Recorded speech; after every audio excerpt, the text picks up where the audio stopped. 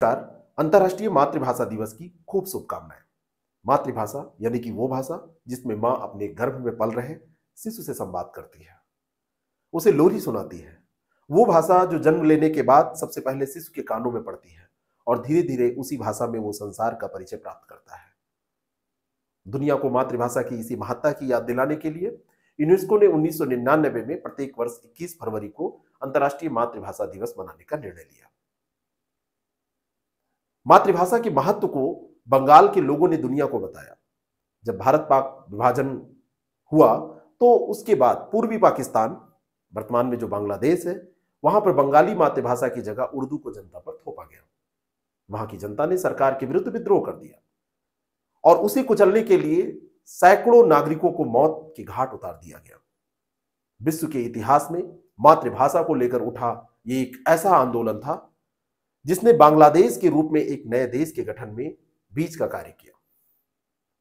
Canada में रहने वाले एक बांग्लादेशी रफीकुर इस्लाम ने इस घटना के सम्मान स्वरूप यूनेस्को के समक्ष मातृभाषा दिवस के रूप में मनाने का अनुरोध किया। यूनेस्को ने उसे स्वीकार कर लिया, लेकिन क्या इससे मातृभाषाओं का संकट में पड़ा अस्तित्व सुरक्षित हो गया? भारत के संदर्भ में देखें तो आज के समय में माता भी शिशु से मातृभाषा में संवाद करना पसंद नहीं करती।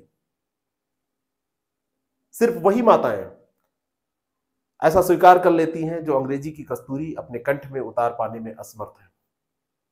वो भी कम से कम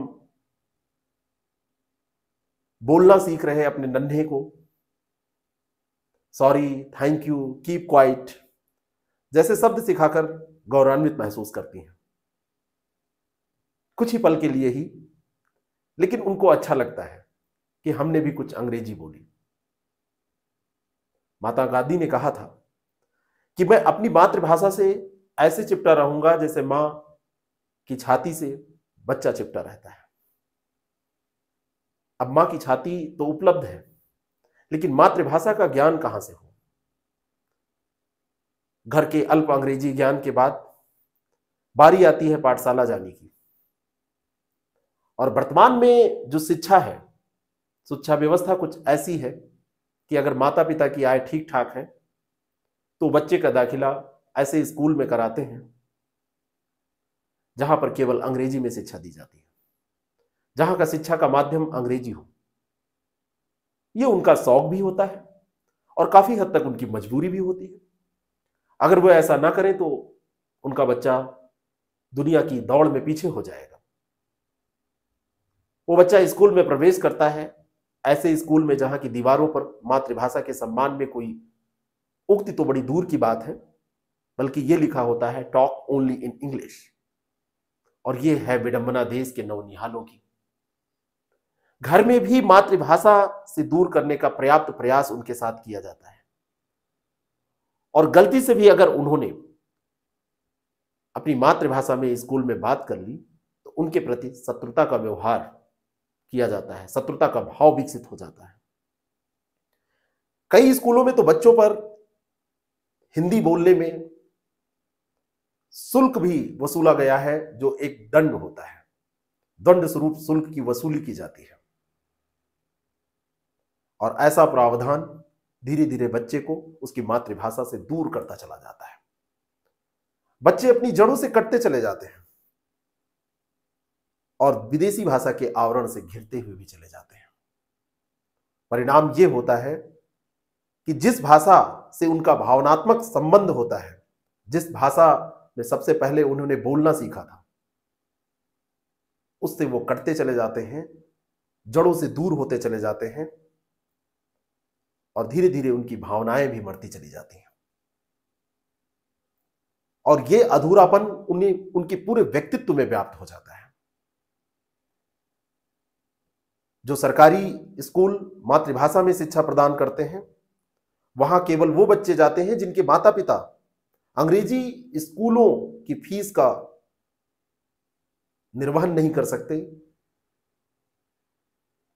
उनकी आर्थिक हैसियत कमजोर है, या जहां पर ऐसे स्कूलों की उपलब्धता नहीं है। वहां जाने का उद्देश्य क्या है? ज्ञान का अर्जन करना, नहीं, वहां जाने का उद्देश्य होता है स्कूल में दी जाने वाली सुविधाओं का लाभ उठाना। यूनेस्को का एक सर्वे आया, उसमें कहा गया यदि बच्चे को उसकी मातृभाषा में शिक्षा दी जाए तो उसकी बौद्धिक और मौलिक क्षमता का सर्वोत्तम विकास होता है। 2020 की जो हमारी नई शिक्षा नीति है, नवीन शिक्षा नीति में भी प्रारंभिक शिक्षा मातृभाषा में प्रदान करने की संवैधानिक मंशा को दोहराया गया। और वर्तमान में जो व्याप्त शिक्षा प्रणाली है, हाल फिलहाल में मातृभाषा की दिशा में शिक्षा नीति में बात तो कर दी गई है, लेकिन कोई क्रांतिकारी परिवर्तन की ओर नहीं बढ़ रही है। लेकिन यह क्रांति घर से शुरू हो सकती है। अक्सर जब आप किसी महापुरुष के बारे में कोई किताब पढ़ रहे होते हैं, उसके बारे में कुछ पढ़ रहे होते हैं, तो उसमें लिखा रहता है कि इनकी प्रारंभिक शिक्षा दीक्षा घर पर संपन्न हुई। और इस बात से आप सहज ही अनुमान लगा सकते हैं कि यह शिक्षा किसी विदेशी भाषा में तो नहीं हुई होगी, यह मातृभाषा में ही हुई होगी। जो लोग बहुमुखी प्रतिभा के धनी होते हैं और संसार में यश प्राप्त करते हैं, वो न केवल मातृभाषा में निपुण होते हैं वरन कई अन्य भाषाओं का भी ज्ञान रखते हैं। मातृभाषा हो या कोई भी विदेशी भाषा, 2 से 5 साल का जब बच्चा होता है तो उस आयु वर्ग में बच्चों के अंदर कई भाषाओं को एक साथ सीखने की क्षमता होती है और इस क्षमता का उपयोग कर उनकी सोच का दायरा बढ़ाया जा सकता है। और अगर इसको बढ़ा दिया जाए तो वो हर भाषा में छिपे ज्ञान के भंडार तक अपनी पहुंच बना सकते हैं, सरलता से भाषाएं सीख सकते हैं। अच्छे रोजगार की तलाश में आज पूरी पीढ़ी चेतना से कटती जा रही है और इस शिक्षा प्रणाली से जो ग्रेजुएट होके तकनीकी शिक्षा प्राप्त करके एमबीए करके जो लोग निकल रहे हैं, वो एक रोबोट की तरह, जो भाव रहित रोबोट है, उसमें परिवर्तित होकर निकल रहे हैं। और वो दिन दूर नहीं जब रोबोट और इंसान में कोई अंतर नहीं रह जाएगा, क्योंकि प्राथमिक उद्देश्य है नौकरी प्राप्त करना, पैसा कमाना। तो बिल्कुल रोबोट में ना तब्दील हो जाए, अपनी भावनाओं को व्यक्त कर पाने की भी उनके पास कोई अपनी भाषा हो। इसलिए मातृभाषा दिवस ही नहीं, हर दिन उसके लिए प्रयास करने और हर दिन मातृभाषा दिवस मनाने की जरूरत है। केवल 21 फरवरी ही नहीं, हर दिन मातृभाषा को याद करने की जरूरत है।